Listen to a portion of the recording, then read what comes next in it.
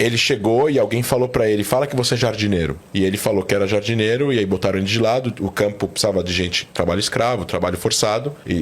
O campo tinha guardas poloneses que colaboravam com os nazistas. Então tinha lá 11 oficiais da SS, né, que é a tropa de elite do exército nazista. Então ele foi colocado de lado, ele misturava as cinzas dos mortos, porque as pessoas morriam em câmeras de gás. Entravam judeus, escravos do campo, pegavam os corpos mortos e levavam até os fornos e jogavam os corpos nos fornos. Os fornos pegavam faziam os corpos pegar isso criava um monte de cinzas, e aí outros judeus pegavam as cinzas e jogavam em valas e tampavam com terra.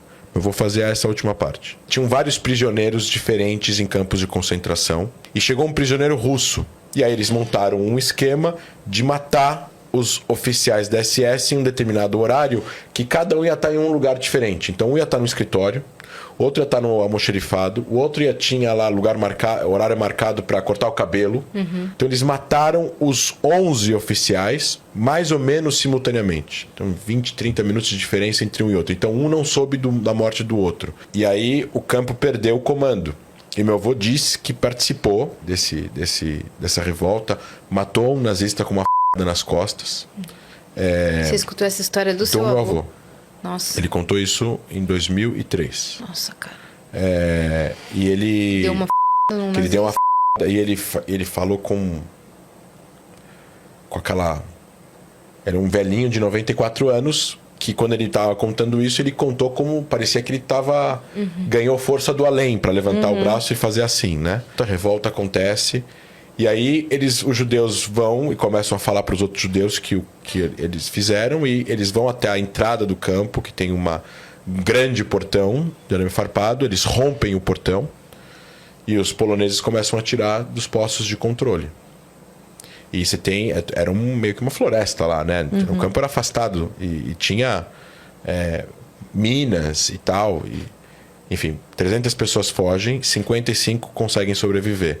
Meu avô conta também, eu não lembro agora se isso é antes ou depois da fuga, que ele tinha que fugir principalmente de poloneses não judeus. Porque os poloneses não judeus, os poloneses cristãos, no caso... sabiam que ele era judeu, mas os alemães não sabiam, pela fisionomia. Porque o meu avô era polonês, porém ele era moreno, ele tinha cabelo moreno e tinha olho castanho escuro. E ele não era caucasiano, branco, típico polonês. Ele era mais escuro, né? Moreno, para a Polônia. Assim a maioria dos judeus poloneses. Brancos, loiros, né? A maioria dos judeus poloneses não são brancos, loiros, de olhos azuis. Né? Então, os poloneses loiros, brancos, de olhos azuis falavam, esse cara aqui não é... Sim. Ele é judeu. E ele foi enterrado 2 vezes até aqui, ao vivo, e ele sobreviveu. Ele teve uma vez... Acho que depois que ele escapou o campo, ele conseguiu chegar numa fazenda... Ficou escondido num chiqueiro. Meu Deus. Ele comia batata crua e tal. Conseguiu chegar... Aí teve uma família polonesa que protegeu ele. E depois ele conseguiu chegar na Itália. Lá ele ficou com hipotermia. Ficou no hospital da Cruz Vermelha. Quase morreu. E de lá quase morreu. E aí ele conseguiu um passaporte da Cruz Vermelha.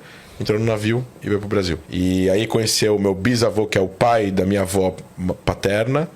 E, enfim... Começou a trabalhar com eles, trabalhavam vendendo gravata no Bom Retiro. E aí ele casou com a minha avó, que era filha do sócio dele. Meu pai nasceu em 55. Em 57 ele separou da minha avó, que é bem raro, né? Naquela época, separações assim. 2 anos só? Só 2 anos. Então, assim, ele era um cara que estava muito baleado e calejado na vida, pelo que ele passou e que ele viu. Era um cara difícil, com todo o direito que acho que o mundo pode dar para ele de ser difícil. Certeza. Em 66, ele foi para Israel. Ele migrou para Israel e lá ele morreu em 2005. Durante a vida dele em Israel, ele recebeu um certificado que hoje está comigo no meu escritório, que é um certificado de combatente pela criação do Estado de Israel e combatente contra os nazistas na Segunda Guerra. E tem uma medalha nessa placa. E esse é um quadro que está no meu escritório em casa. Cara. Existiam 3 milhões de judeus na Polônia. Então existiam vilarejos na década de 20, 30 e 40 que só moravam judeus. 5 mil pessoas, 5 mil judeus. E essas pessoas sofreram antissemitismo antes da Segunda Guerra Mundial. O comunismo era extremamente antissemita porque ele era anti-religião, né? Se você lê os primeiros pensadores comunistas, eles achavam que os judeus eram uma religião medieval que precisava terminar. Tem muitos pensadores alemães e soviéticos que falavam o judeu não precisa ter religião e acreditar em nada e nenhum fazer os preceitos, cumprir as regras, fazer as festas, tudo isso era na cabeça dos comunistas raízes algo completamente abominável e precisava ser destruído. Então muitos imigraram. O meu avô não imigrou. Ele ficou lá, a família inteira foi pega e levada para campos de concentração. Nossa. E de extermínio. Ele foi para Sobibor, que era um campo de extermínio. Hitler sobe ao poder em 1933, democraticamente, ele foi eleito. Aí quando ele foi eleito, ele devagarzinho vai destruindo a democracia alemã. Ele ataca as instituições, fecha os jornais, fecha a mídia, impõe regras, toque de recolher, etc. E por aí vai. Tira opositores, prende opositores, cria campos. E devagarzinho, em 6, 7 anos, ele acaba com a democracia alemã.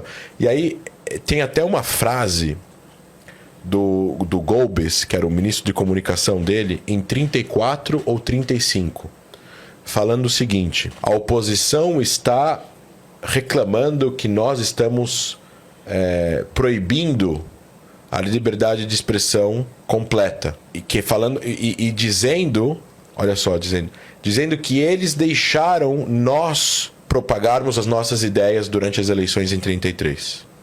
E que agora a gente está proibindo eles de propagarem as suas ideias. Bom, se eles fizeram esse erro, não quer dizer que a gente precisa fazer também. Querendo dizer o seguinte: por que não pode deixar o nazismo, nem a ideia nazista ser propagada? Porque a oposição alemã deixou nazistas concorrerem à eleição com ideias racistas. Se você conquista a opinião pública e você ganha, a consequência é literalmente morte de pessoas.